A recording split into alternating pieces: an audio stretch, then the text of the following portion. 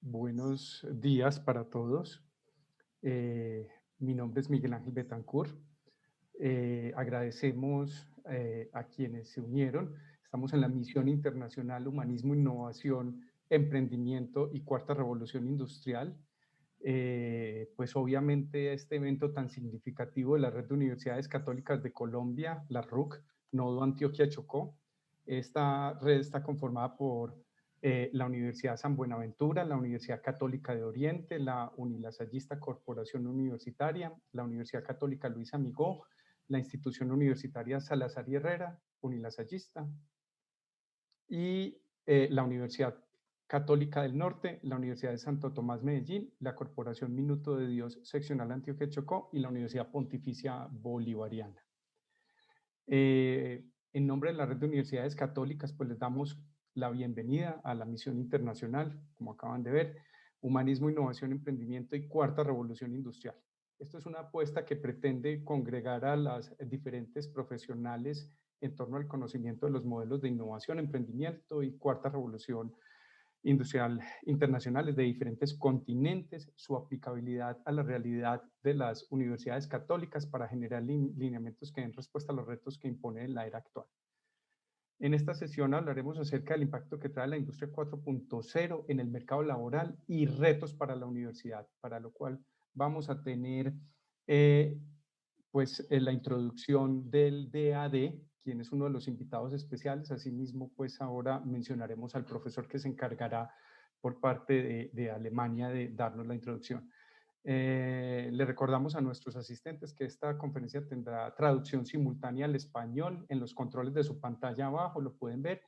Podrán encontrar el icono de interpretación y seleccionar el idioma de su preferencia, así como silenciar el audio del idioma original para favorecer la comprensión de esta conferencia. Damos entonces paso a nuestros conferencistas del día de hoy. Vamos a tener a la doctora Martina Schulze, que es la directora de la Oficina Regional del DAD en Bogotá, Servicio Alemán de Intercambio Académico. Realizó sus estudios de doctorado en lingüística con énfasis en filología románica. Trabaja en el DAD desde el año 1993. Ha ocupado diversos puestos en dirección y gestión del DAD, tanto en la sede central de Bonn como en las oficinas del DAD en otros lugares del mundo, especialmente en América Central y América del Sur. Y desde el 2019, pues ocupa el cargo de directora de la Oficina Regional del DAD en Bogotá, que es la responsable para Colombia, Ecuador, Perú y Venezuela. Y yo creo que es muy importante mencionar la importancia del DAD, pues obviamente aquí hay una serie de proyectos, programas que tenemos como universidades católicas que tener muy presente en todo momento, y pues es un placer que nos acompañe. Y también tenemos al profesor Daniel Burr de la Universidad de Tubinga.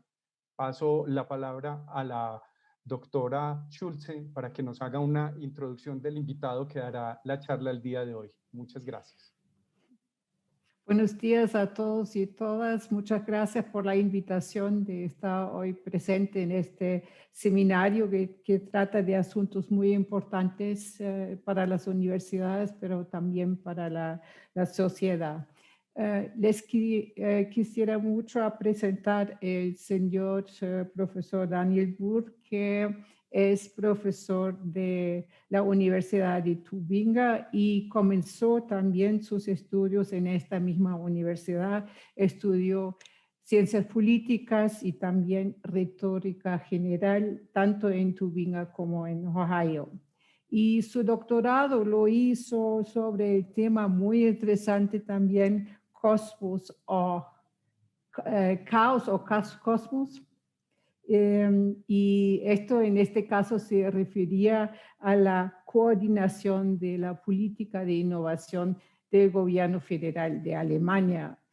Actualmente se empeña como director del Centro de Transferencia Steinbeis para la Innovación Social y Técnica y es profesor adjunto de la Facultad de Ciencias Económicas y Sociales de la Universidad de Tubinga. trabaja en la interfaz de los negocios y la política. Está especialmente interesado en la digitalización y su impacto en la economía, la política y la sociedad.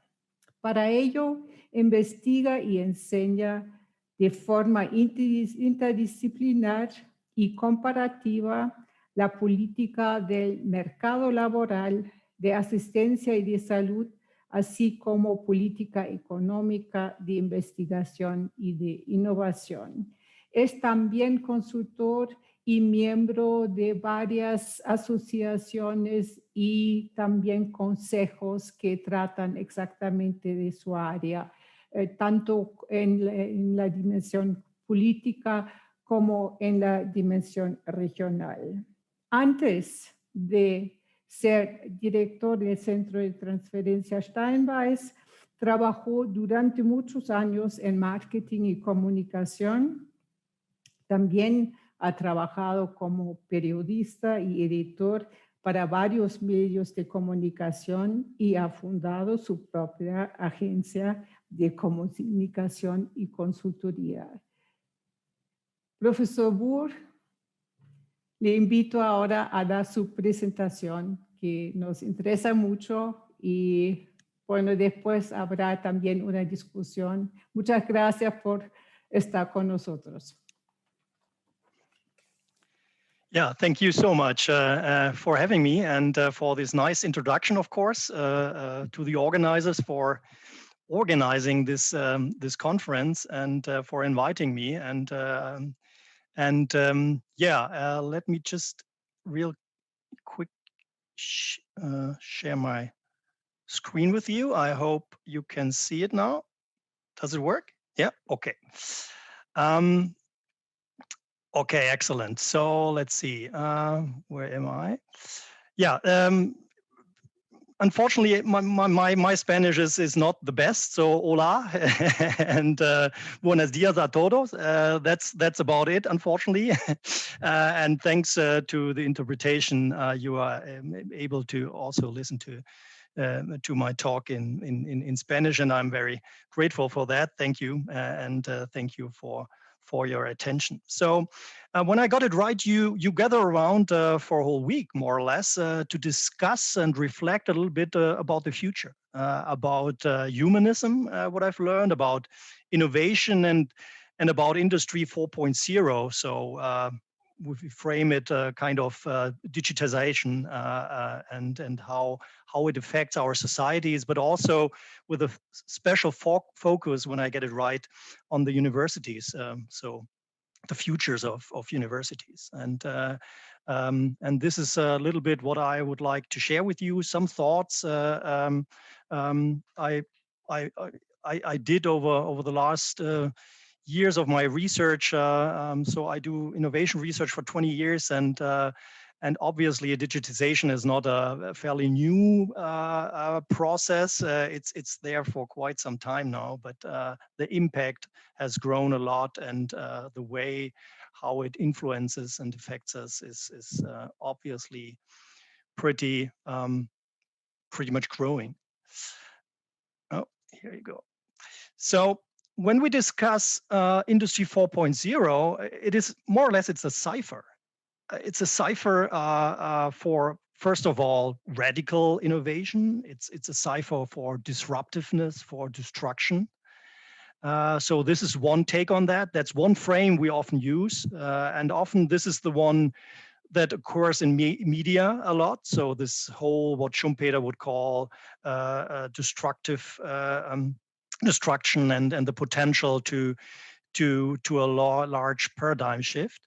But on the other hand, and I think we always have to reflect on that, it's a cipher for progress, for incremental progress, for evolution, not revolution. Because where we have 4.0, there was 3.0 and 2.0 and 1.0, and this is more or less what this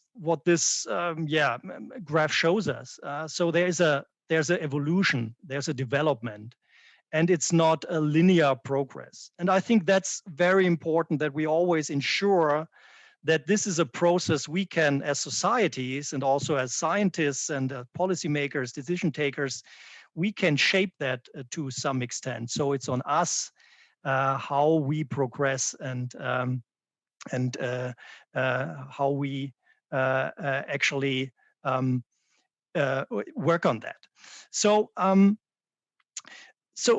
first of all, this whole development, industrial revolution 1.0 was about mechanical production, and now 4.0 is focusing very much on the socio-technological systems, as we would frame as cyber-physical systems. So cyber-physical systems as a mechanism controlled or monitored by computer-based algorithms that are tightly integrated with the internet and its users. And in those cyber-physical systems, physical and software components are deeply intertwined, and each operating on different spatial, but also on different temporal scales, exhibiting multiple and distinct behavioral modalities and interacting with each other in a myriad of ways that change with context. So this is the 4.0 where it affects whole societies and means obviously somehow a paradigm shift. And if we analyze and reflect a little bit on those developments and maybe, the goal and the vision of all those developments, there are people out there that are pretty sure about that the effects of these developments are nothing but positive. So Eric Schmidt, Google founder, former CEO, etc., and chairman of the board of Alphabet, he would say, he was often cited so that everybody benefits from those developments. But actually, it is not that simple, as we can see, and we deal a lot with ambiguity here. So we have to take into account that people do have different perspectives on those kind of developments. So, for instance, for some here, you can see elder women, others see a younger woman. Some might observe a duck, others a rabbit. And for some, this glass might be half full, and for others, it might be half empty. And if we discuss about digital transformation and about Industry 4.0, we always have to keep this in mind. In media, but also in scientific and analytical approaches that we all conduct and do. So obviously, it is not a zero and null game and one game. It's not binary. It's much more complex. But of course, it has a lot of opportunities. So when we talk about Industry 4.0 and also the whole process of digitalization, which started like 50 years ago, we can see already major achievements and the road to smart cities, smart grids, smart health, smart everything is already there. So most of that developments are happening in islands, but those former isolated islands are more and more growing together. And we see already that real-time networking of industrial processes makes production cheaper.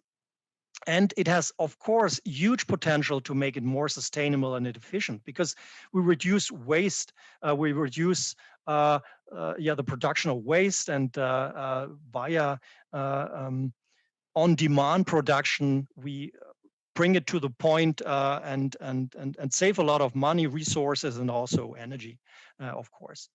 So, and of course, when we talk about demand and on-demand production, the demand can be much more easily integrated into innovation processes than it used to be in the past, because it reduces transaction costs, or it can reduce transaction cost via involvement of customer demands in a much more cost-effective way than it used to be in the past. So swarm intelligence and stuff like that. So we see much more and much easier now how people use certain services and technologies than we did in the past when we had to do special and very highly costly focus groups and analysis of prototypes, etc. And of course, it's the big promise that the world of work could be made more humane. So we get rid of dirty jobs, of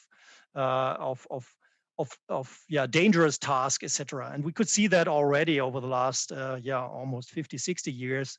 When we look at automation, we got rid of a lot of very unhealthy tasks over the years, and that's obviously a good one.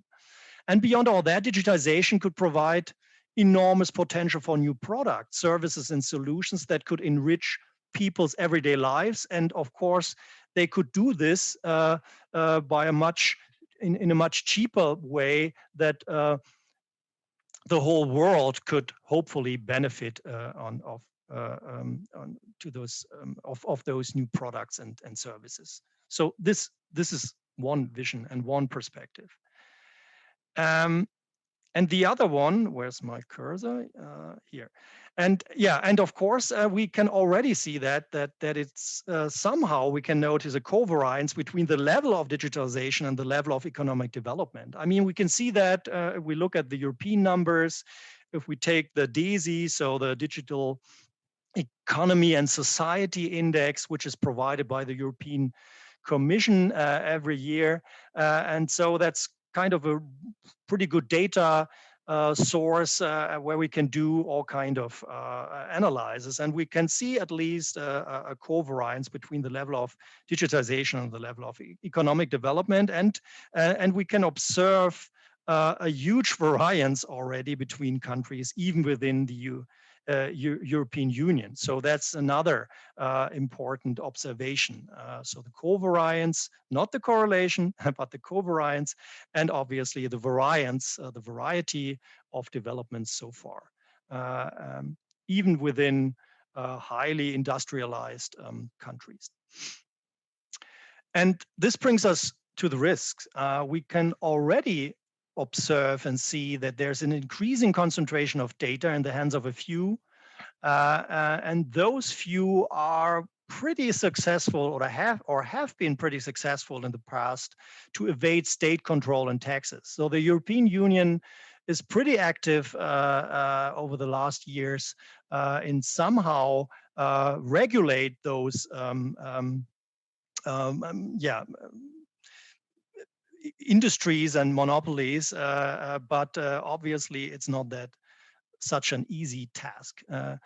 And we already can observe a loss of data and privacy. I mean, data safety and data security issues in Latin America, in Central South America, in North America, in Europe. And of course, when we're talking about social scoring, then China is definitely something we notice already. We can use that data for all kind of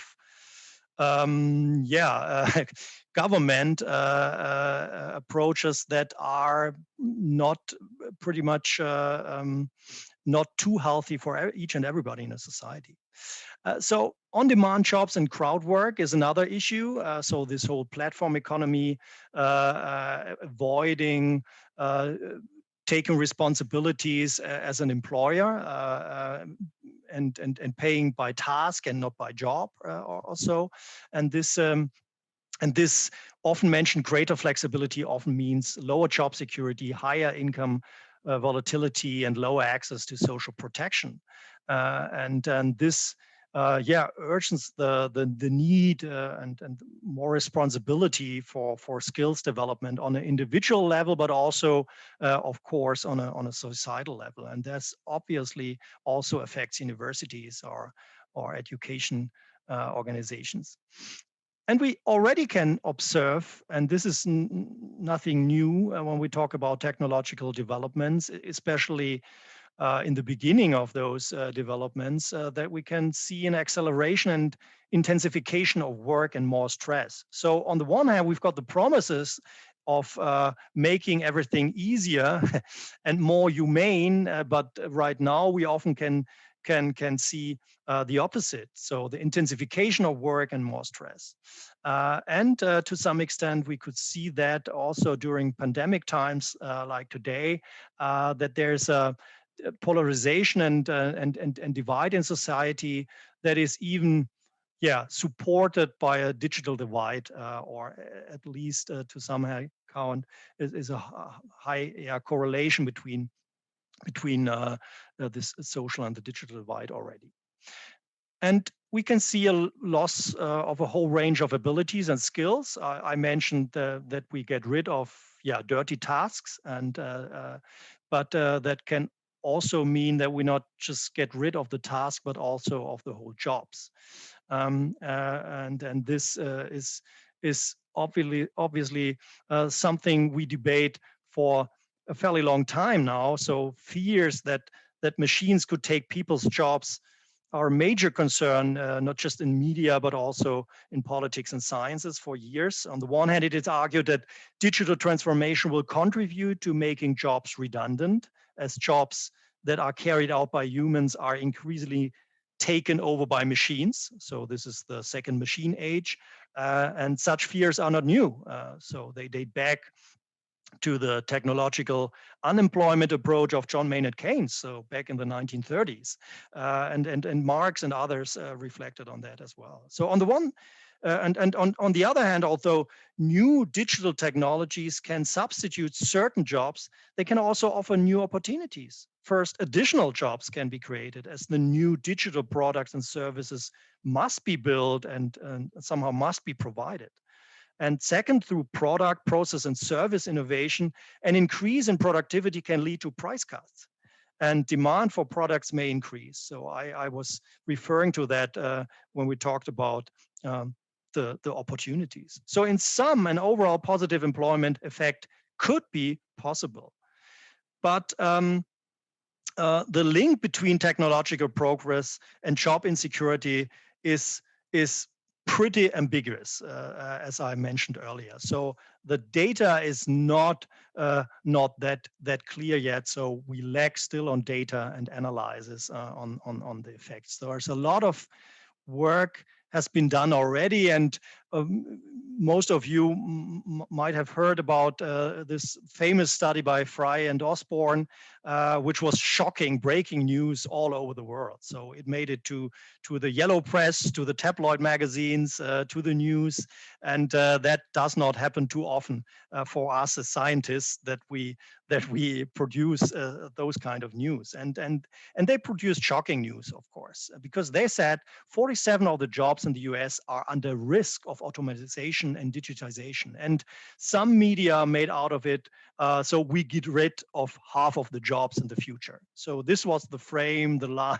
the narrative that was used. And on the one hand, of course, Frey Osborne meant something different, a much more complex argument. But on the other hand, there was a methodological kind of speciality of their study, because they were talking about jobs. And when they were talking about jobs, you could actually see this polarization curve, which this graph shows, that the kind of very low skill task and the high skill task are the ones that could to some extent benefit, and that the medium ones are the one under risk probably the most, which was to that point quite of a shocking news. But they were talking about jobs, and as we all know, and I think thanks to a lot of researchers like Dengler, Mattes, and Arns and others, we should rather focus on tasks and not so much on jobs, because a job often consists of a variety of tasks. So it is about how to organize work differently and not to get rid of the jobs. So in contrast, studies assuming that single tasks rather than entire occupations will be replaced provide significantly lower values. So for instance, for the United States, it was not 47%, but rather 9 or 10% of the employees are at risk of automation in the next 2 decades. And for Germany, Dengler and Mattis, and also Arns, Gregory and Ziran expect that only 12 to 20% of jobs are susceptible to automation. And the reason for that is, of course, that we always have to borne in mind that however, that automation risks refer only to technical feasibility, and whether tasks are actually substituted by computers or robots or by machines or algorithms will also depend on other factors such as legal or ethical obstacles, and also culture and social routines are very important and have a strong legacy here that we shouldn't underestimate.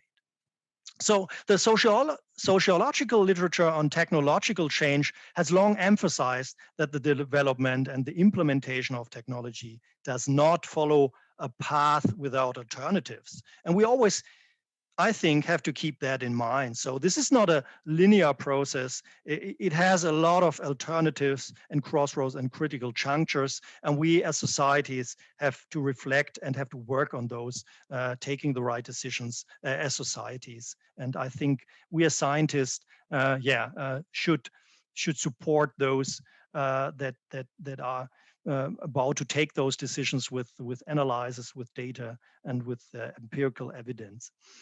So rejecting the paradigm of technological determinism and linearity, innovations are often seen and should be seen as the result of political choices guided by particular interests and power relations in social settings. So this is a strong, actually, frame of history, and institutions do matter. And this is what we, especially as social scientists, are probably doing research on quite a lot. And when we talk about job reduction and loss of jobs, etc., then we all probably know about those OECD studies I just mentioned, which came to different results than Fry and Osborne. And as I said, so obviously there's a large level and amount of ambiguity. But what we know so far, at least, is that there are certain tasks that lower the risk of automation. So presenting, influencing, reading books and or professional publications, writing articles, so analytical approaches and reflections, etc., training others, education. So university teachers, there is a future for us. So that's the good news.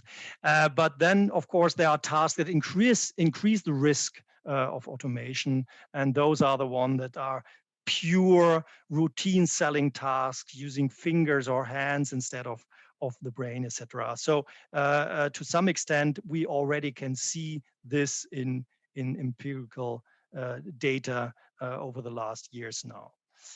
So what we learned already is, to some extent, the findings show that unskilled, semi-skilled, and specialist occupations reveal similar substitution potentials with roughly approximately 45%, and only complex specialist or highly complex occupations are connected with a lower substitution potential. So this is already, if you look, for instance, to German data on the labor market, we can observe that already.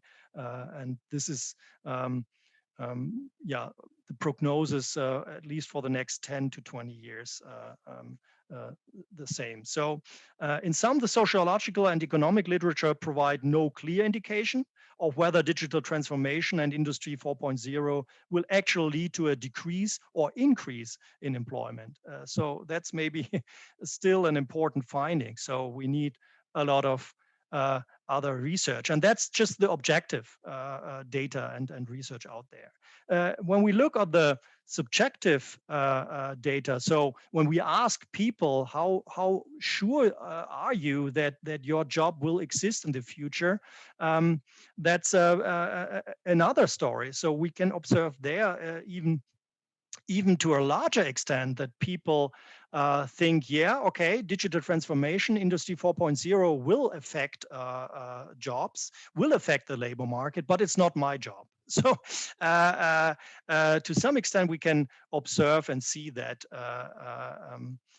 already to some extent in the data. And Dengler and Gunda did a research on the German labor market on the determinants of subjective job insecurity, and they figured out that there's a lot in it. So we have to look at the perceived income insecurity. So do people think and actually are in a good economic position or not? So that's a factor. And the cognitive job insecurity is another one. So the expected probability of losing one's job and the effective job insecurity are different sides of the coin. So and of course, as I mentioned earlier, labor market insecurity and other context variables make a difference as well. So the expected probability of finding an equivalent job has to do, of course, with the overall performance of the labor market. So if unemployment rate is high, people tend to be much more in fear of losing their job than if the overall labor market situation is good, and do not so much care about their own perceived income insecurity and others, for instance.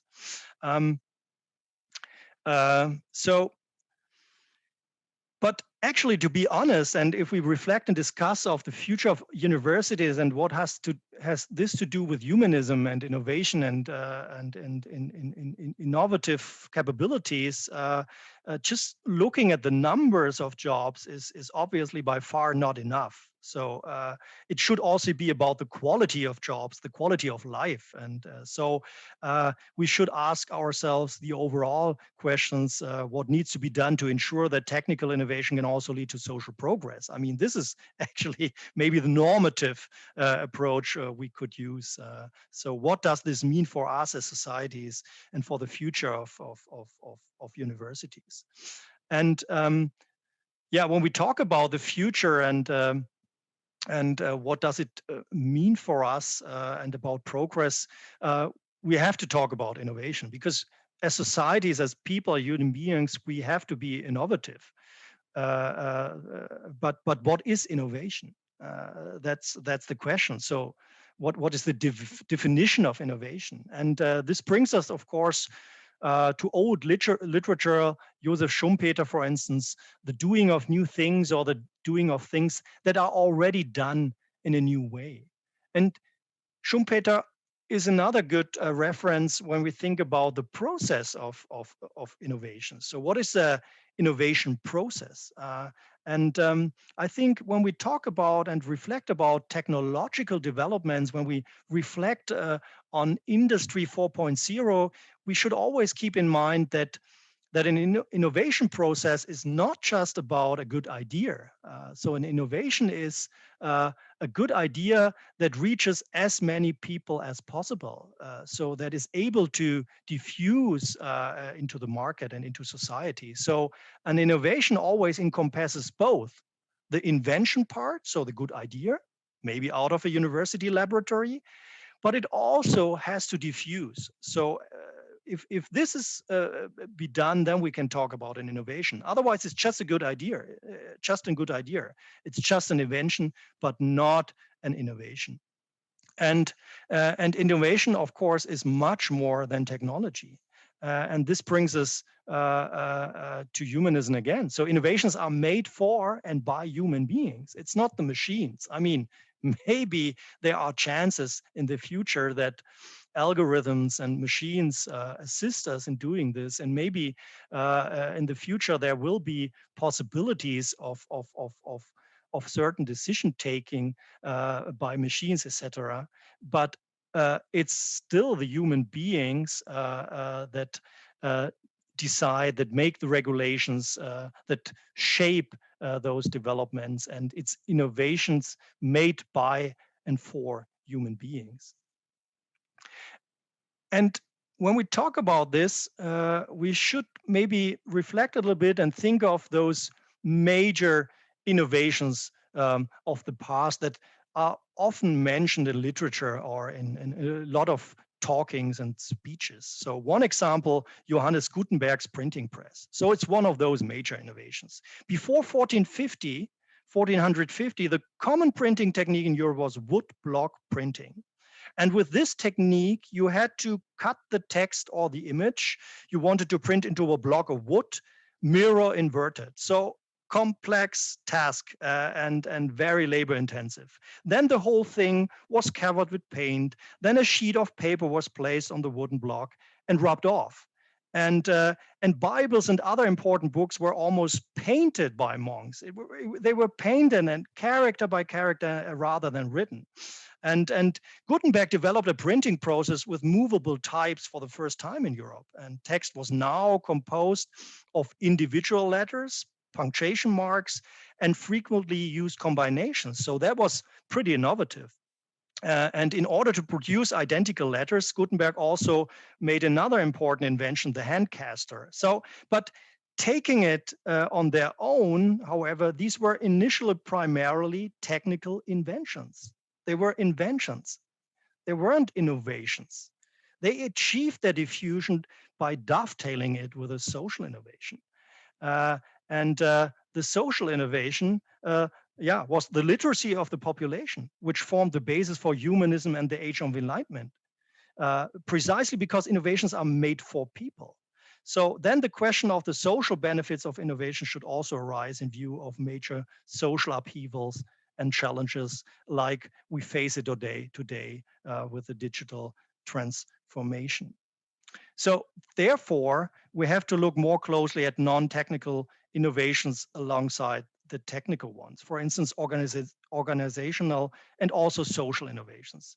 And a social innovation could be a targeted reconfiguration of social practices with the aim of better solving problems or satisfying needs than is possible on the basis of established practices. So this is the newish part of it, and thus makes a contribution to social progress. That would be the double social normative approach as well. So better for whom could be another important one. And there are, manifold examples of social innovations from today's perspective. Many innovations can be classified as social innovations: health insurance, universal suffrage, fair trade, energy efficiency, dual education. A lot of them. So social innovations have crucial influence on whether a technological invention will become a widespread innovation, on the channels that it is diffused through, and what effects unfold the process. So we definitely should focus on those kind of processes much stronger in the future, I guess. So social innovation on the one hand are new practices to tackle social challenges, which affected persons, groups, and organizations come to accept and employ. So this is what Everett Rogers showed us. On the other, they also facilitate diffusion and dissemination of many technical developments. And in a more and more digitalized world, the convergence of production and interaction of work and communication are increasingly interdisciplinary competencies for staying economically competitive. And so in addition to expert knowledge and flexibility, creativity, and innovation, these are critical success factors for companies and employees, and also for societies as a whole. I'm pretty sure about that. But it's not just a task by universities and by employers, but also, of course, by governments and decision makers that have the political responsibility here. And this brings us to innovation capability of a society, but also on the level of organization. So innovation capability is a precondition of innovative performance and the distribution of knowledge. So just like a person's intelligence is a precondition for his or her intellectual output, it could be in a more digitalized world that companies and their personnel have to strengthen their, what we say, interaction competence, which refers to skills and abilities of an organization to successfully implement processes of innovation, of more open innovation processes than we had in the past, where we often focused on closed innovation process, but in a digital, in a platform world, we talk much more about open innovation than in the past. And due to the fact that these processes, innovative products and services are increasingly marked by cross-sector technological integration, digital economy demands network collaboration between different skill sets and knowledge caches. And this is what this reflection on those four different assets and capital is all about. So on the level of the organization, this innovation capability is determined by the stock of knowledge available for this organization and the organization's ability to combine useful knowledge. And based on this, some colleagues from the German Institute for Innovation and Technology developed this innovation capability indicator, the IIT Innovation Capability Indicator. And this consists of those four sub-indicators: human capital, complexity capital, structural capital, and relational capital. So a well-educated workforce is a key factor for innovation capability. And the IIT takes into account human capital. This means the qualification levels of formal and informal education and training. And innovation needs different ideas and concepts, and the diversity of knowledge that enables the production of complex products is called complexity capital. And for instance, the German labor market and organization types, and also the Swedish, the Finnish, has very high level of complexity capital within the organization, and that is often the key of being innovative when it comes to incremental innovation and product innovation, process innovation. But on the other hand, you also need, or in addition to that, you need structural capital. So this refers to internal structures and processes bringing together the heterogeneous knowledge that is distributed within a firm or within organizations. And this is the ability to acquire and combine knowledge by its external relations, and this is what we refer to as relational capital, or Putnam and others would reflect on this on social capital. I think this differentiation could be helpful in order to reflect on the role of universities in the futures, since they keep on playing a key role in innovation processes. I'm pretty sure about that, because what we know from literature and of the past is that innovations arise in systems. So often we talk about those quadruple helix systems of academia and sciences, so universities and other research organizations, but also the political dimension, the industry, and nowadays the civil society, so the users, the citizens that are involved in those kind of open innovation processes. And open innovation, however, offer more chances for university, also for humanities and social sciences. In the future, they could act as important integrators and catalysts that support the diffusion of both technical and social innovation as well. And this brings me to almost the end. So when we reflect on Industry 4.0, innovation and universities, we should keep in mind that this is not just about invention. It is also about diffusion. It's not just about technology, it's also about the social routines, the organization part, the process, and also of social innovation. So shaping our future is probably more likely to succeed if we develop various competencies and build skills at the individual level, of course, but they are not just focusing on the famous STEAM subjects. So of course we need math skills and analytical skills, but also, for example, creativity, initiative, problem-solving skills, and adaptability. This is much, at least same important for future and to being capable of shaping the future, the own job, but also the society as a whole. So we need to strengthen the capacity for innovation at the individual level, of course, but also to increase the innovative capacity of organizations. And this is another task, I guess, for universities to stimulate this collective learning. By the way, also by integrating non-research intensive enterprises. So we have huge problems in Germany, for instance, to integrate non-research intensive enterprises into innovation processes like craftsmen, etc. They can be highly innovative, but we don't measure it, we don't integrate them really well, and that's a lack of our system, and we have to look at that much more in the future. And I guess in Colombia, it's probably you have similar challenges there. So that new technologies and new knowledge can diffuse faster. You need collective learning, and universities can stimulate that probably pretty good. So another task is promote interdisciplinarity. So of course, a lot of us are trained as experts and specialists, but we need to open ourselves up to much more trans and interdisciplinary project work, and universities, of course, can support that by setting up competence centers, etc. Yeah, to support those kind of transdisciplinary work.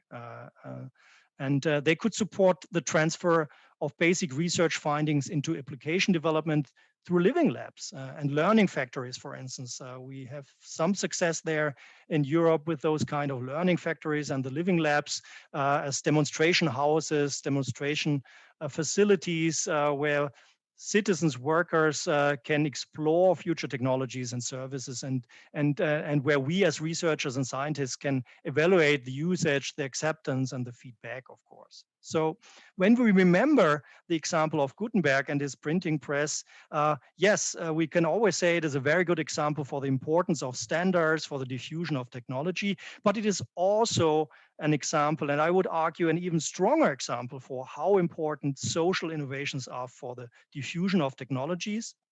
It wasn't just the technical invention itself that made this new form of book printing so successful. It was the alphabetization and the upcoming of humanism that made a good idea or a good invention to a successful innovation. And so it was the combination of a technical with a non-technical innovation that fostered the development of a social innovation. So the social innovation was a growing number of people who were able to read, to distribute knowledge, and of course, to participate in society. And here technological progress went hand in hand with social progress. It was the key to something we would call today innovativeness or capacity for innovation. And when we talk about future innovation in a digitized world, we should think of these developments in the past. And interesting enough, we spend a lot of attention, we spend a lot of money, we spend a lot of resources on inventing the new book printing device, and we are quite successful with that, but we are not so successful in investing enough resources for the diffusion. So it is still more about technology push and less about demand pull from my perspective. It is still more about invention and less about diffusion, and it is still more about technology and less about society. And with regard to the chances and challenges of a digitized world, I think we should change that a little bit. And with that note, yeah, gracias. Thank you very much. And yeah, I'm happy to answer your questions, and probably I stop the screen sharing so that I can see you as well.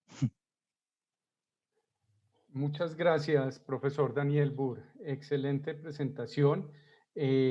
Acá le pregunto a la doctora Schulze si desea que respondamos las preguntas que están directamente ya en el canal de UBA y también aquí en la sesión.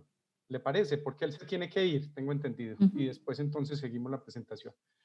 Bueno, para el profesor Daniel Burr hay varias preguntas. La primera es, ¿cómo se ha pensado la sostenibilidad de las relaciones universidad, empresas, Estado y comunidades frente a estos retos? Esa sería la primera pregunta.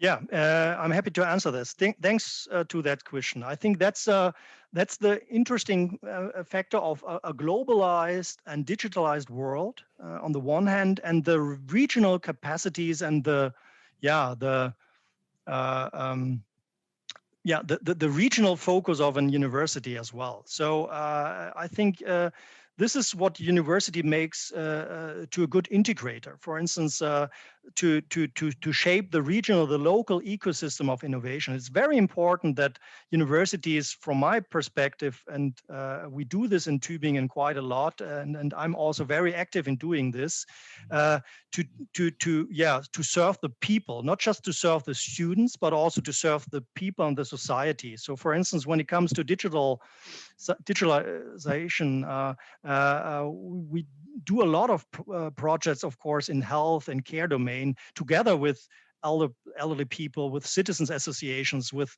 all kind of local actors, where we try to bring their knowledge, expertise in order to push a demand driven innovation process much better than following just the technology push, where we as university people have a good idea and then we throw it to the people and hope that this will be a successful product or service. So you need those institutions. I think you need liaison offices at the universities that do this kind of full time to not just share the knowledge and the ground basic research with industry, but also with society, with political actors and media, of course. That's a very important task, and not just for media people or the press office.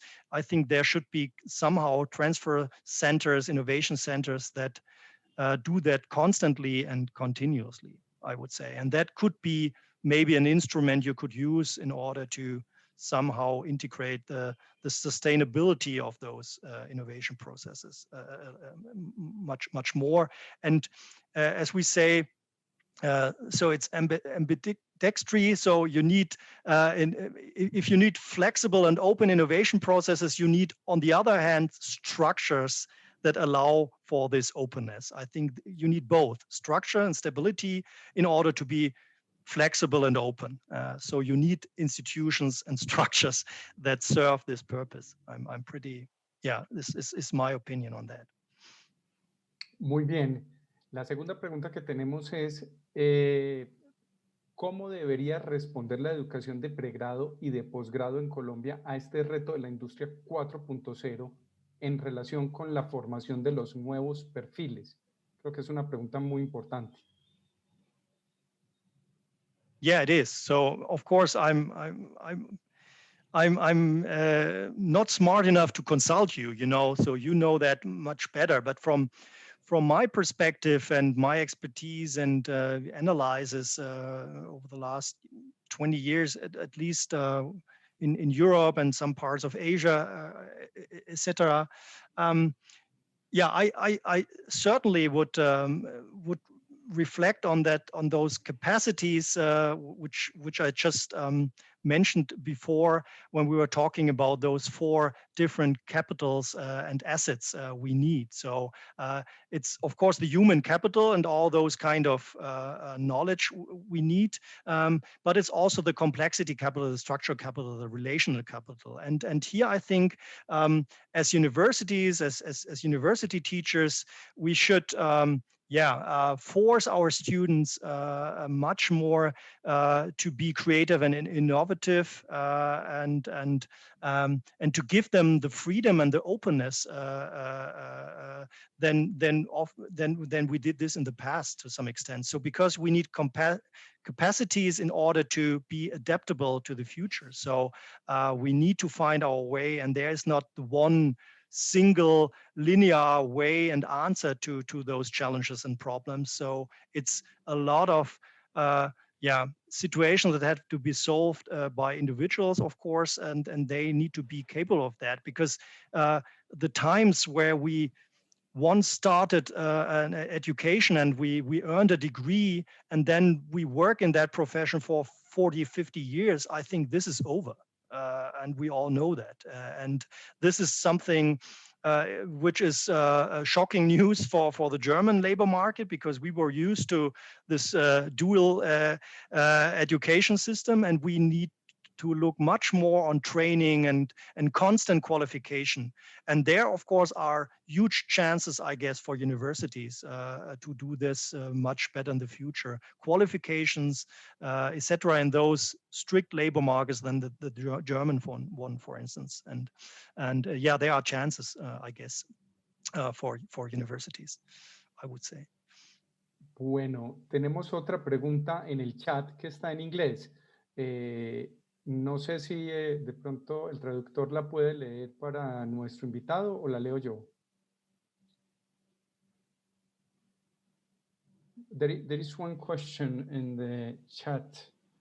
Shall I read it for you, Professor Burr? In the age of capitalism, it seems like the push to innovation is only important as long as it is tangible, measurable, and profitable. Do you think that innovation should be associated with economic reasons, or should innovation be justified by other goals?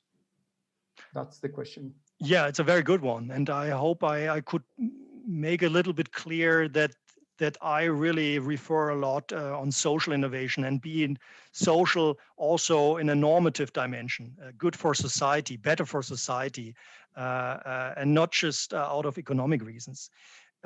This does not mean exactly that I'm against profits and economic purpose and wins of commercialization. But universities, of course, should have the freedom to reflect and to work and to be innovative beyond commercial interests. And they shouldn't just follow the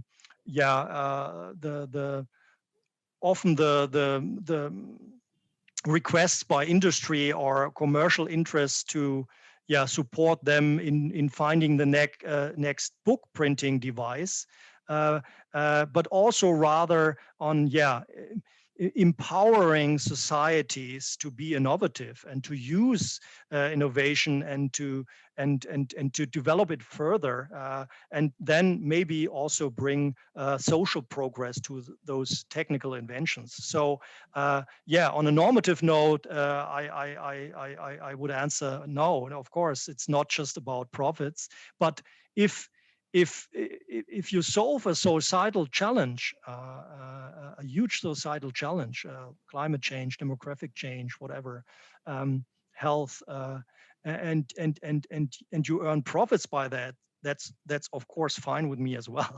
But often we can see that between economic purposes and societal purposes, there's a mismatch sometimes, and there where regulation comes in, and there's where policymakers should have an eye on, and we as societies should reflect on that, definitely. Professor Burr, how much time do we have? Because we know you're about to leave. So... I'm happy to stay another 10 minutes, so that's perfect, completely fine with me. We still but thank you very much. Yeah, because I had it in my calendar wrong. I put it until 6 o'clock. So, and I had other appointments already planned earlier. So 10 o'clock your time. Okay.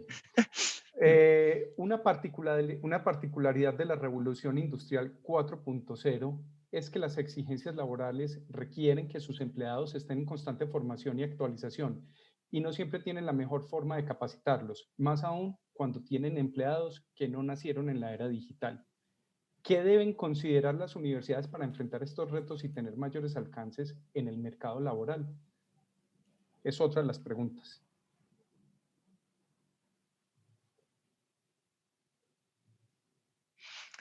I think we've got really good experiences when it comes, for instance, digital health care. And if you see, for instance, digital care, and you often have to deal with elderly patients, elderly citizens that definitely are no digital natives.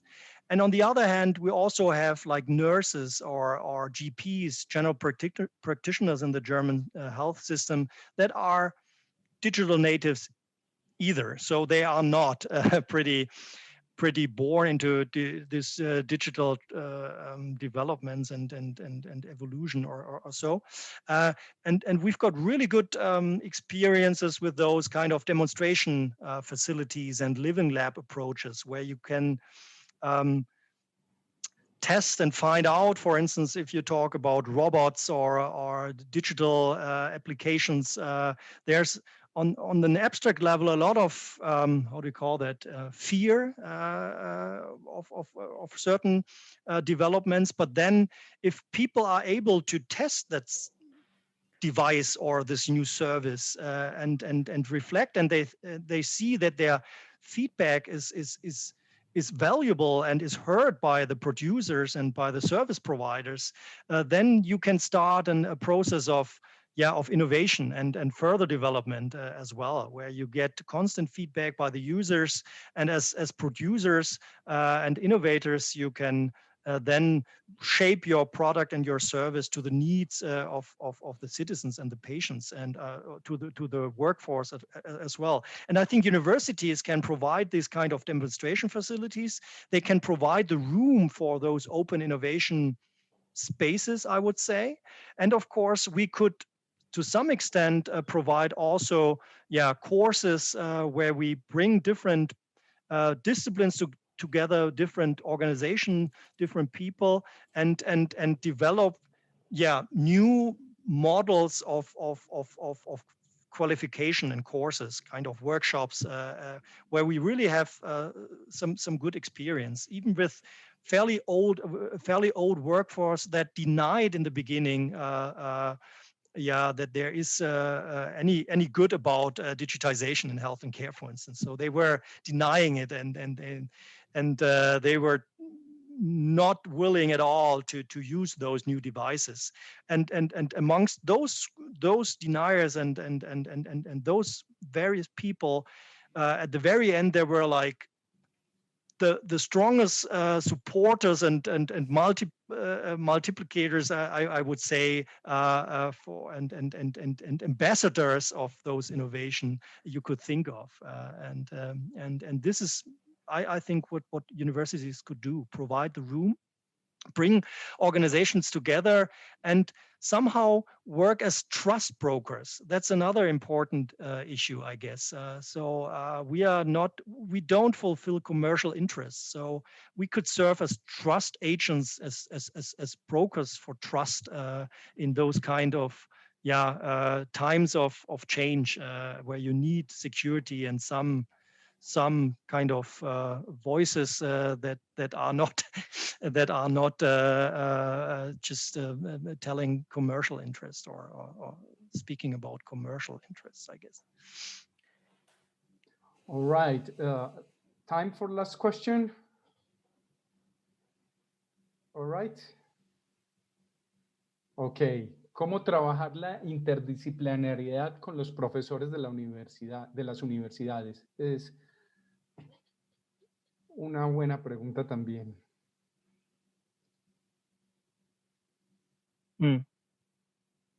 Mm-hmm. Yeah, that's a good question. And obviously you can't build it out of a laboratory. I just can talk about my experiences at the University of Tübingen, which is framed as an excellent university in Germany. And when we applied for this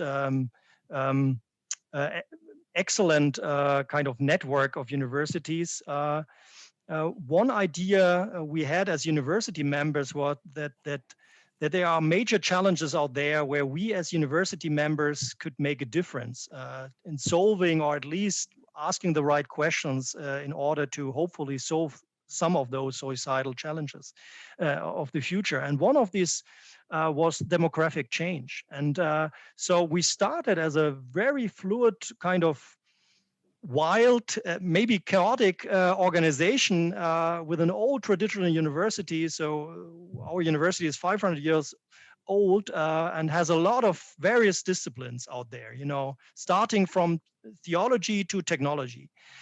So all kind of disciplines. You can study every subject in Tübingen. No doubt about that. And so we started in the beginning with a kind of with an open question. So two colleagues of mine and myself, we asked an open question to the staff, to thousands of people at the university, who is interested and willing to work on questions of demographic change. And like 60 professors in the beginning answered that mail and said, yeah, I'm interested in working on that. And out of that kind of very open and very dumb, naive kind of process to start, a lot of projects evolved. And now we've got a kind of an institution, kind of centers like the Steinbeis Center, for instance, that is somehow supporting those missions we were starting, and even building new facilities, living labs, research facilities, focusing on those demographic change. Yeah, and it started pretty open in the beginning. And of course, and then if you start that journey, you listen to different perspectives, you listen to different disciplines. We started to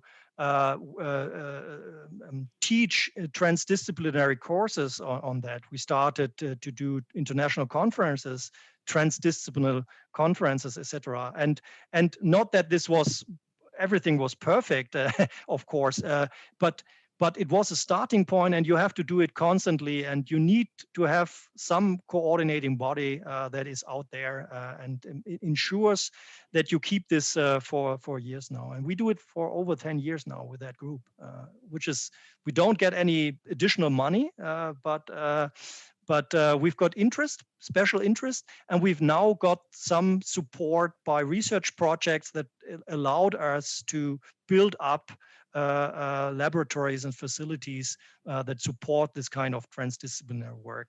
When we talk about competence centers, for instance, where we then try to centralize stuff to some extent. Muy bien, pues yo creo que con esto estaríamos terminando la intervención del profesor Daniel Burr. Doctora Schulze, si le parece bien, entonces la conferencia sigue para quienes nos están atendiendo y sigue ya con la doctora Schulze, al profesor Daniel Burr, pues de parte de las universidades de la RUCC, darle las gracias. Le paso la palabra a la doctora Schulze entonces para que se despida oficialmente. Es que ella quien gestionó toda esta gran invitación y esta conferencia excelente. Bueno, esto lo debería hacer en alemán, entonces me parece, y no en otro idioma. Sí, también estoy fascinada con la contribución del profesor Burr, que ya se fue porque realmente tiene otros compromisos. Sí. Y esto indica que el DAD no solamente actúa así con becas, sino muchas veces como facilitador. Y si me permiten hablar directamente ahora del DAD, les voy a también mostrar una pequeña presentación, que es esta aquí. Esta es nuestra nueva oficina en Bogotá, una casita que tenemos desde hace más o menos un año, pero solamente por causa de la pandemia podríamos formalmente abrir y comenzar a trabajar en este año. No estamos viendo la presentación, doctora Schulze. ¿La están viendo o no? No, en este momento la estamos viendo a usted en pantalla. ¿Qué será el problema ahí? Porque hice el upload y vamos a ver. Bildschirm freigeben. Vamos a compartir pantalla. ¿Dónde estará? Disculpen, voy a intentar de hacerlo de nuevo. Yo soy de esta, digamos, de este grupo de personas que tal vez son un poco legos todavía. Vamos a ver si ahora me funciona Bildschirm freigeben y dónde estará. No se encuentra aquí. Teilen. Ya sí Ahora está cargando la pantalla. Ahora ya la vemos. Sí. Muy bien, disculpen. Entonces, esta no sí es la casita del DAD en Bogotá. Y voy a pasar rápidamente entonces por las los asuntos institucionales. Entonces, el DAD, para que lo tengan en mente, es una representación y asociación de las universidades alemanas, lo que implica que realmente trabajamos en pro de las universidades. Y también al mismo tiempo por financiar exclusivamente el intercambio y la internacionalización. Somos la organización más grande en el mundo que financia intercambio. Digamos, hay otras organizaciones que son más grandes, que tienen más dinero, pero que no se dirigen específicamente y solo al intercambio, sino, por ejemplo, dan becas nacionales, también lo que no damos. También somos una organización sin ánimo de lucro, lo que se entiende de alguna forma, y recibimos lo que es algo especial, verbas de varios ministerios alemanes. Eso tiene a ver con cómo fue fundado el DAD de nuevo en el tiempo de posguerra, en 1950, disculpen por tener problemas con números.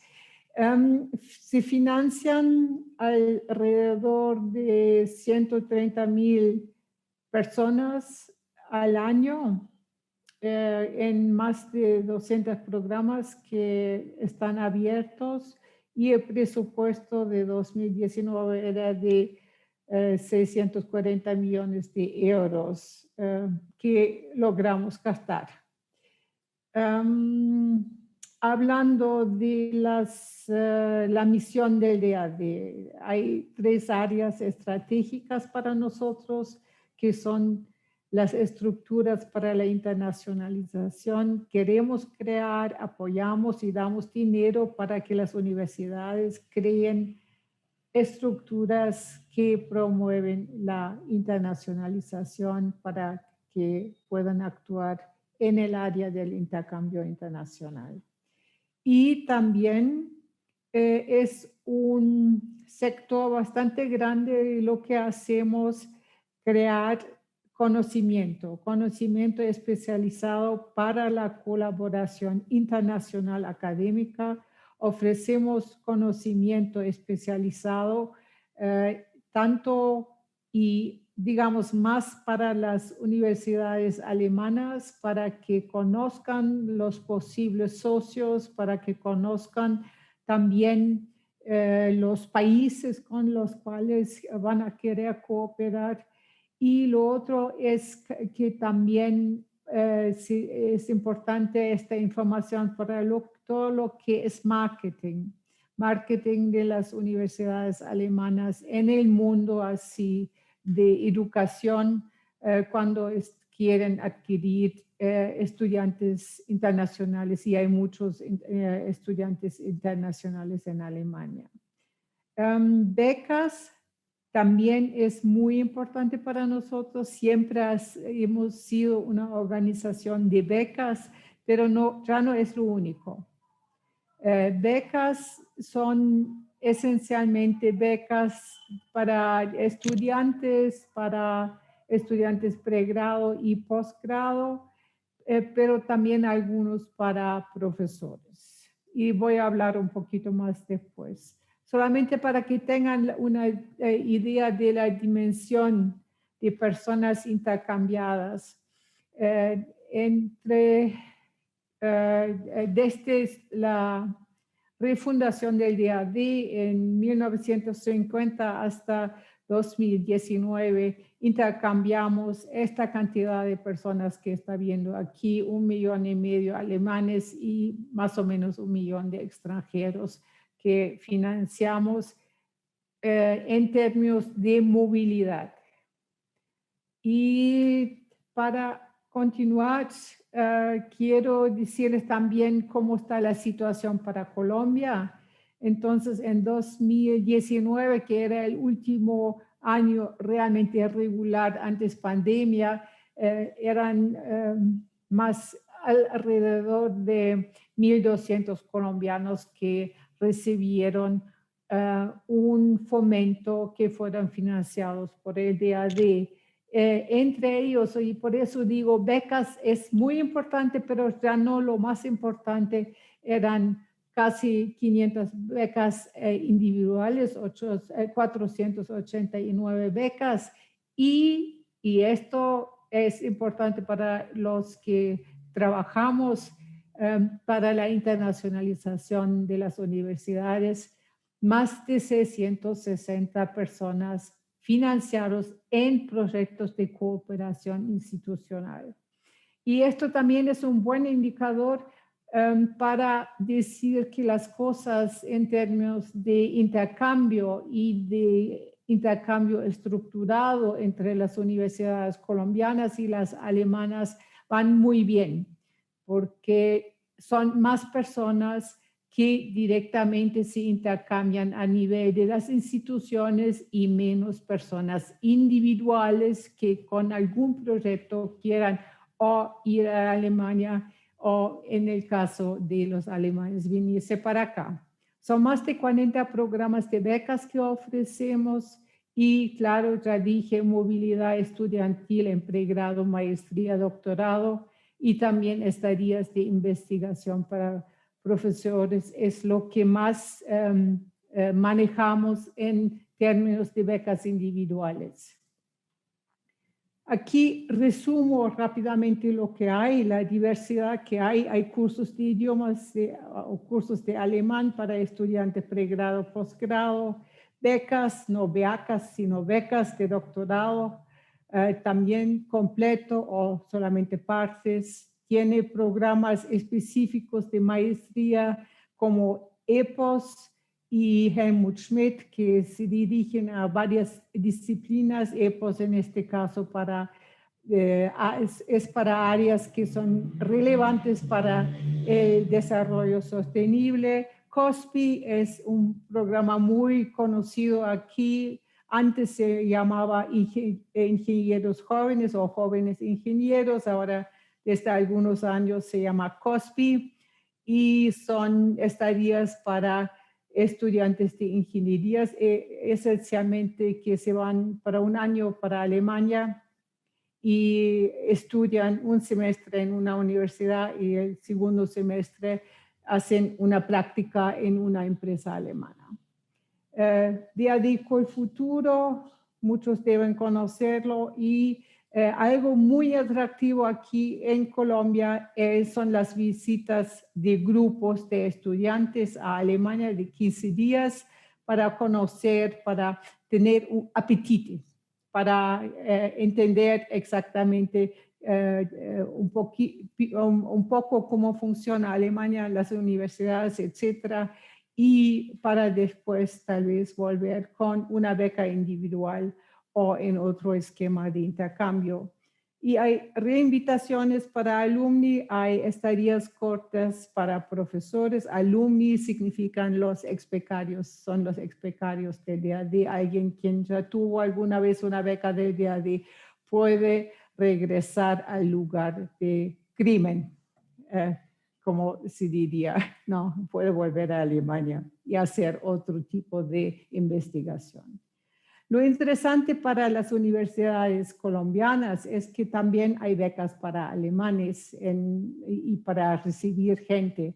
Y ahí ciertamente son menos interesantes para las universidades las becas que hay para estudiantes de pregrado y posgrado, pero también hay becas para asistentes de idiomas, que es un programa, entre otros, hay uno solamente del DAD, pero hay uno ICETEX DAD que hacemos conjuntamente, que administramos y financiamos conjuntamente. Hay docencias de larga duración, o sea, profesores visitantes que vienen por un buen tiempo, quedarse en las universidades, en la universidad.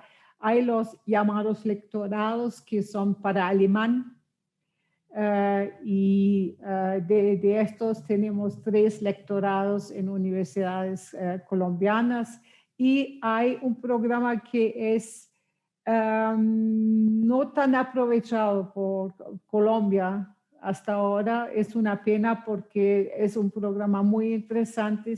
Se trata de profesores que ya están jubilados, que se jubilaron y por eso tienen un poquito más de tiempo que muchas veces los otros que tienen mucha carga y por eso no pueden estar por más tiempo en otro país como profesor visitante.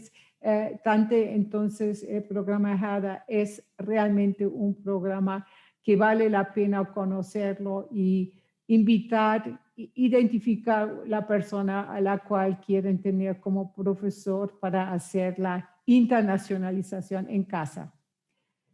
Y también hay los consultores para universidades que vienen más para asuntos así de administración, asuntos también de cambiar un currículum, apoyo en estas cuestiones, no es para docencia propiamente dicho.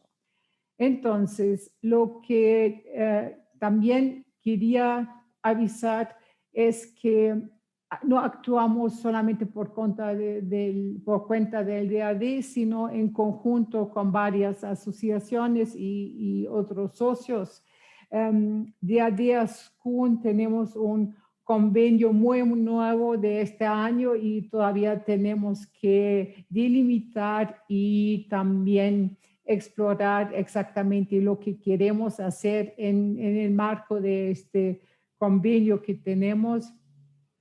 Con el futuro ya existe desde 2004 el programa conjunto que tenemos, ICETEX, también el programa COSPI desde 2007 y más o menos de la misma data también el programa de asistentes de idiomas de alemán que llegan para acá y con el MinCiencias tenemos el programa DAD ProCol que antes ya existía cuando MinCiencias no existía, sino cuando era Colciencias nuestro socio.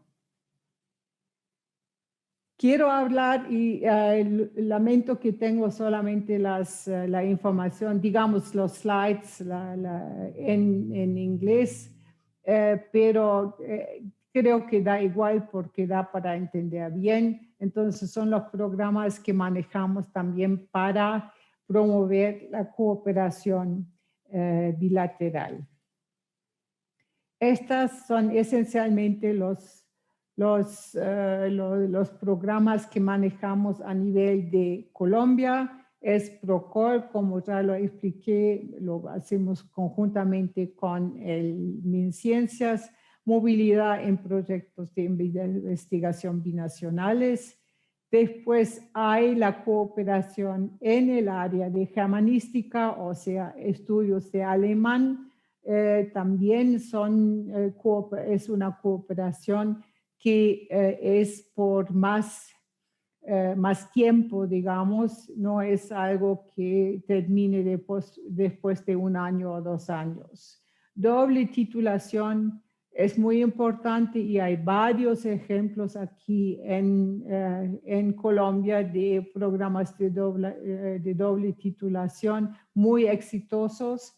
El ISAP es un programa que esencialmente permite estudiantes de pregrado y también de maestría moverse entre Alemania y Colombia. En este caso, la parte alemana recibe una beca completa.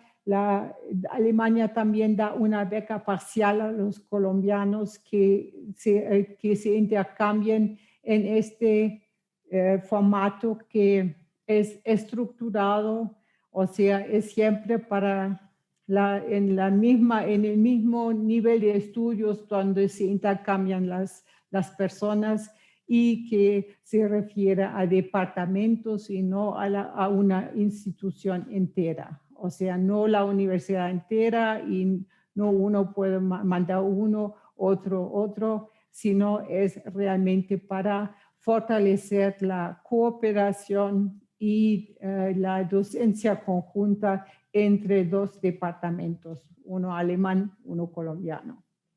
Hay doctorado SDG, es un doctorado que se refiere a los Sustainable Development Goals, los objetivos de desarrollo sostenible, y este programa existe, por ejemplo, uno de estos doctorados con la UNAL y la Universidad de Bonn.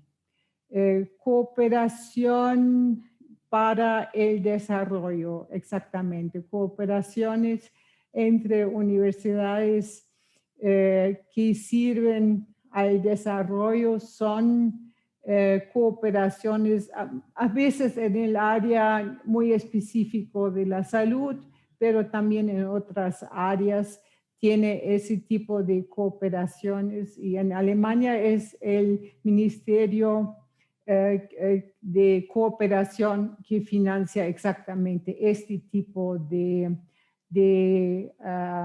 intercambios y de proyectos. Promos es fomento para estudiantes de pregrado que llegan a cualquier país donde quieran llegar a través de la selección que hace la propia universidad. O sea, el DAD da dinero a las universidades para que viabilicen el intercambio, en este caso un poco unilateral, porque son los alemanes que van para afuera. Y un programa del cual nos orgullosos mucho son los centros de excelencia y también los centros Global Climate and Global Health, de los cuales voy a hablar un poquito más tarde. Y para finalizar, tiene un nuevo programa que salió el año pasado sobre cursos virtuales conjuntos que se elaboran entre una universidad colombiana y una alemana en una área bien definida. Creo que actualmente hay 3 cooperaciones de este tipo con universidades alemanas. Hablando nuevamente exactamente de estos programas de cooperación, hay algunos a los cuales pueden aplicar las universidades colombianas, hay otras donde los que aplican son las universidades alemanas. ¿Me permiten un gol? Para que continúen a entenderme bien. Entonces, tanto las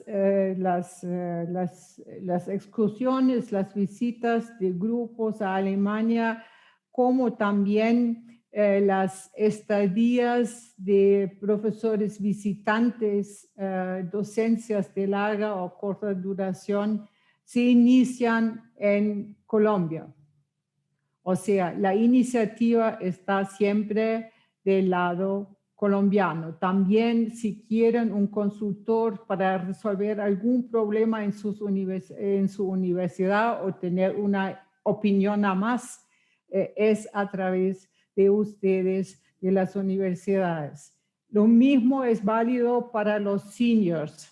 El Gottfried Herder Programm Senior Lectureship es también iniciado a través de por la Universidad Colombiana, y también los cursos que hay en el área de 10, que es son becas y también cursos especiales para administradores de las universidades. O sea, comenzamos algún tiempo atrás con cursos para decanos, pero ahora ya se amplió mucho y en muchos casos son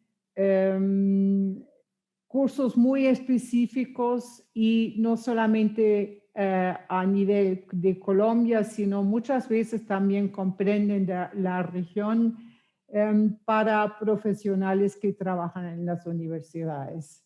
Muy interesante ese programa, me parece, porque sí crea también estructuras para la internacionalización y crea las mentes necesarias en las universidades para seguir con este tema. Y también hay el programa ISAP, que es la iniciadora, es la Universidad Alemana, en el IVAC lo mismo, y también hay cursos de 10 del diálogo en Higher Education, que también son iniciadas por la Universidad Alemana y no la colombiana.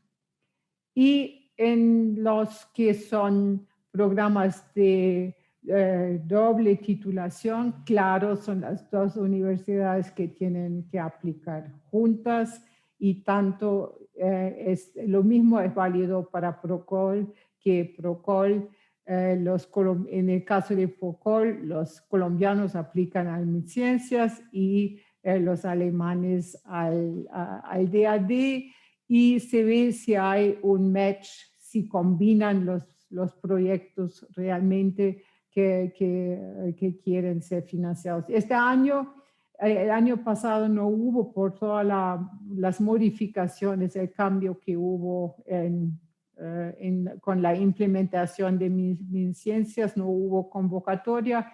Este año 10 proyectos están ahí para hacer uno u otro más, digamos, seleccionado. Espero que tengamos como 5 al final seleccionados entre los que se postularon.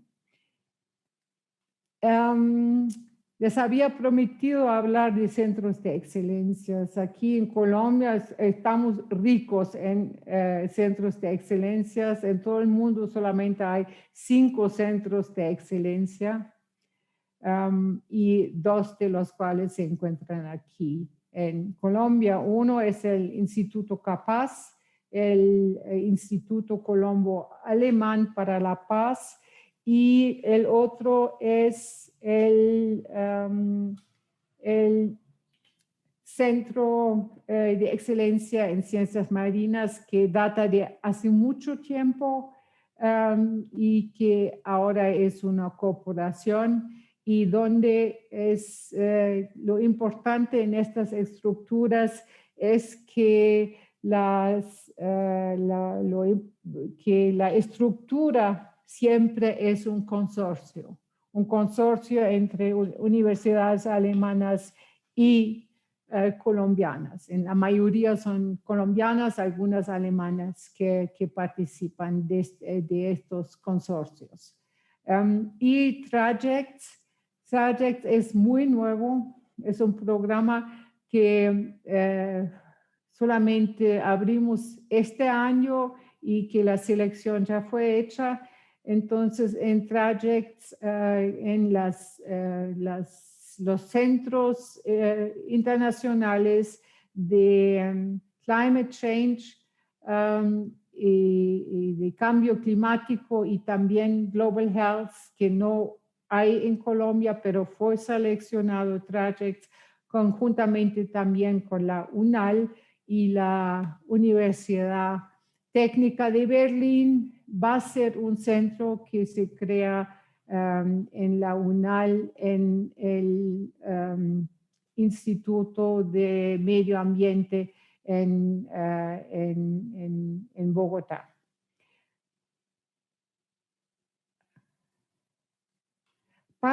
Si necesitan más información, estoy ya fuera del tiempo un poquito, pero deme 2 o 3 minutitos más solamente para saber más sobre la cooperación. Si soy una universidad alemana, si represento una universidad colombiana, es esencialmente lo que ofrecemos también en español en nuestra website, DADCO,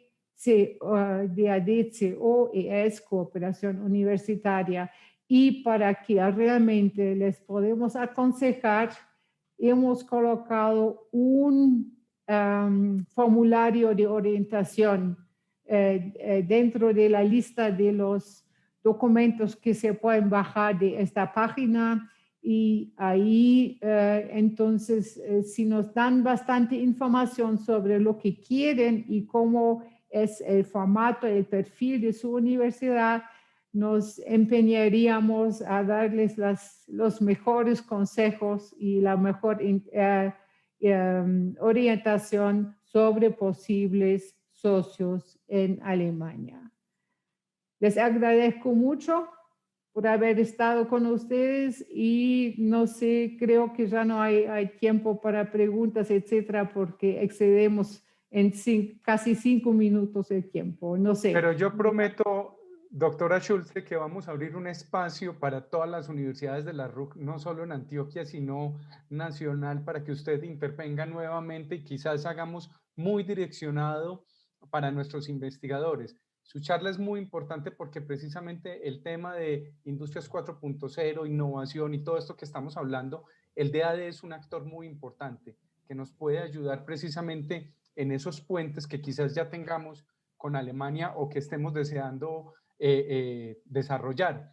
Estoy convencido que nos encontraremos muy pronto. Lástima que el tiempo es corto, pero nosotros agradecemos enormemente su participación como RUCC. Yo quisiera de todas maneras dar pues un agradecimiento en nombre de todas las universidades, de los colegas que estuvieron hoy participando en la organización. Es muy valioso contar con la experiencia y conocimiento, pues no solamente suya como directora del DAD, sino también del doctor Daniel Burr, que obviamente nos brindó unas premisas muy importantes acerca de la industria 4.0, mercado, impacto en el mercado laboral. Damos las gracias, por supuesto, a quienes se conectaron hoy en esta misión internacional Humanismo, Innovación, Emprendimiento y Cuarta Revolución Industrial. Pues es una apuesta de la Red de Universidades Católicas de Colombia y los invitamos a seguir conectados.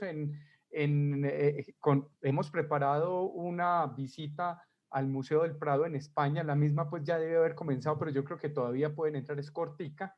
Entonces, pues aprovechamos también, doctora Schulze, si se quiere conectar a la visita al Museo del Prado, muy bienvenida. Muchas gracias nuevamente al DAD. Muchas gracias igualmente. Seguimos en contacto. Muy bien, exactamente, eso lo haremos. Espero que el stand del DAD tenga muchas visitas durante esta misión técnica y muchas gracias por contar, pues obviamente, con nosotros. Ok, gracias.